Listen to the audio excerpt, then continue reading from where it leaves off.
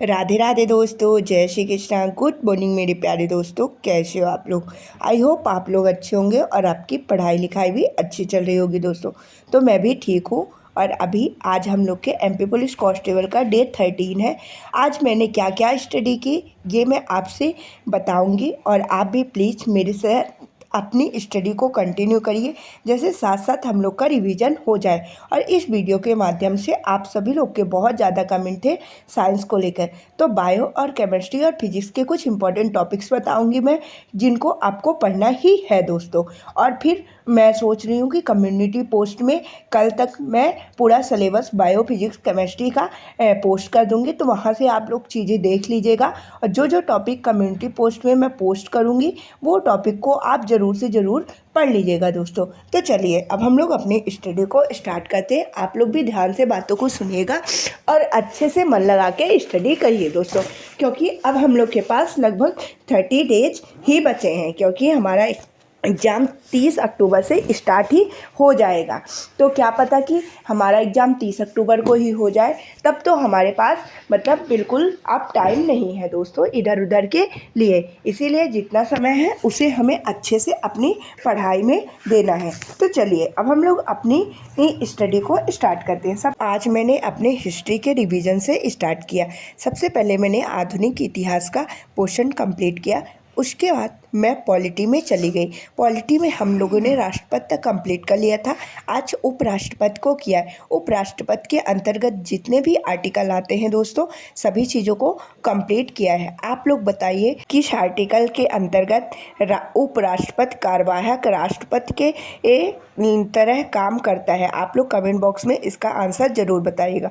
फिर जब हमारा पॉलिटी वाला पोर्शन कंप्लीट हो गया था, तो हमने स्टैटिक जीके की ओर टर्न किया, ठीक ना। स्टैटिक जीके में मैंने आज प्रमुख मेलों को पढ़ा है। जितने भी हमारे राज्य में मेले आते हैं उनको पढ़ा है दोस्तों। आप लोग भी सारी चीज़ों को अच्छे से पढ़िएगा, क्योंकि मतलब एमपी पुलिस कांस्टेबल में स्टैटिक जीके भी पूछी जाती है। और आप लोग बार बार एमपी जीके के लिए कमेंट करते हो दोस्तों, तो मैं आपको बता देती हूँ, अभी मैं एमपी जीके बिल्कुल नहीं पढ़ रही हूँ, क्योंकि 3 से 4 नंबर की ही एमपी जीके हमारे एग्ज़ाम में पूछी जाती है। मैं पढ़ूंगी, बट मैं लास्ट में एमपी जीके को पढ़ूंगी। और जब मैं पढ़ूंगी, जिस भी बुक से मैं पढ़ूंगी आपको भी शेयर कर दूंगी।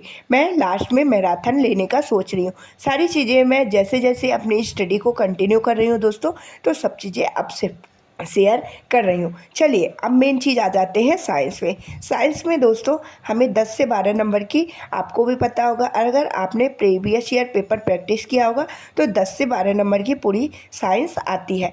10 से 12 नंबर को हमें कैसे कंप्लीट करना है ये चीज़ें मैं आप लोगों से बताती हूँ दोस्तों।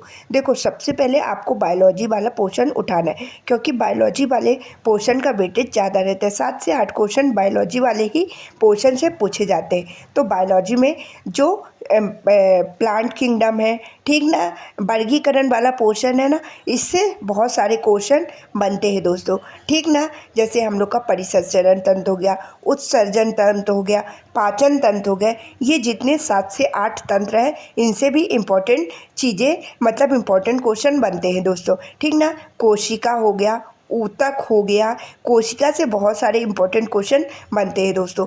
तो बायो में ये कुछ चैप्टर हैं। आप लोग तंत्र के अंतर्गत जितने भी तंत्र आते हैं सभी को अच्छे से पढ़ के जाइएगा, ठीक ना। जैसे हम लोग की हड्डियों के बारे में क्वेश्चन पूछे जाते हैं। सबसे छोटी हड्डी कौन सी है, सबसे बड़ी हड्डी कौन सी होती है, ठीक ना। अग्रभुजा में कितनी हड्डी होती है, हमारे चेहरे के अंतर्गत कितनी हड्डियाँ होती है, हमारे गले में कौन सी हड्डी होती है, इस टाइप से जो जो क्वेश्चन मैंने पूछा है, अगर आपको इनके आंसर पता है तो आप लोग कमेंट बॉक्स में बताइएगा दोस्तों। फिर केमिस्ट्री में जैसे मिश्रण वाला क्वेश्चन हो गया, मिश्रण वाला टॉपिक हो गया, ठीक ना। परमाणु क्रमांक वगैरह पूछे जाते हैं। आधुनिक आवर्त सारणी से बहुत सारे क्वेश्चन बनते हैं। इलेक्ट्रॉन, प्रोटॉन, इन सभी से इनकी खोज कब हुई थी, इनकी खोज किसने की थी, इन सभी टॉपिक से इम्पॉर्टेंट क्वेश्चन बनते हैं दोस्तों। इसीलिए आपको सभी टॉपिक को अच्छे से कंप्लीट रिवीजन करके जाना है। आई होप आप लोग सारी बातों को अच्छे से समझ गए होंगे दोस्तों।